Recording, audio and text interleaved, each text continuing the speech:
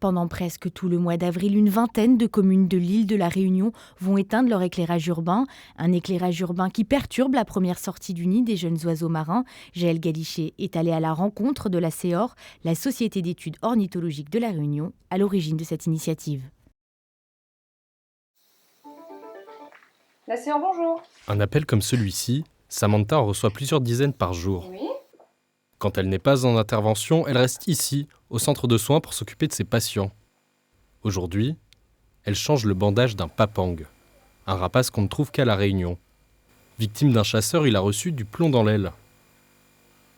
Après un mois de soins, Samantha est très optimiste.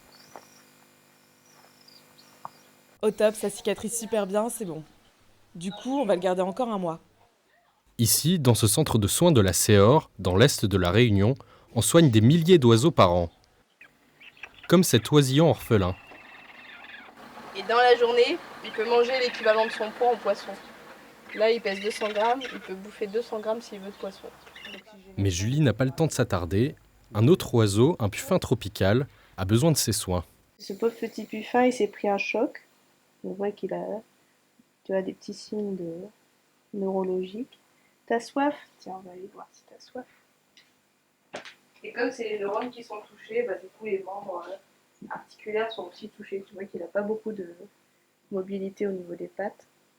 Alors bien sûr, les oiseaux sont victimes des chasseurs et des prédateurs, mais le principal fléau, comme c'est le cas pour ce puffin, c'est le développement des éclairages nocturnes, ce qu'on appelle la pollution lumineuse. Surtout quand on est en lune noire, du coup, vu que c'est des oiseaux marins, ils s'orientent grâce à la lune et aux étoiles.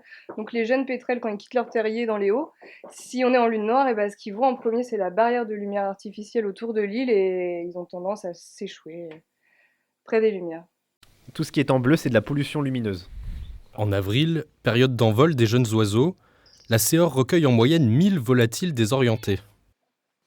L'impact qu'on a, il est énorme avec la pollution lumineuse de plus en plus.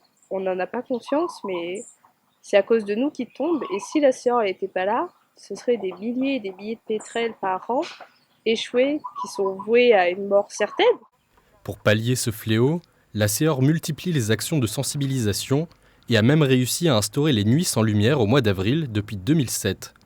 Après leur passage aux urgences pour oiseaux, les patients soignés, comme notre puffin tropical, retrouvent enfin la liberté.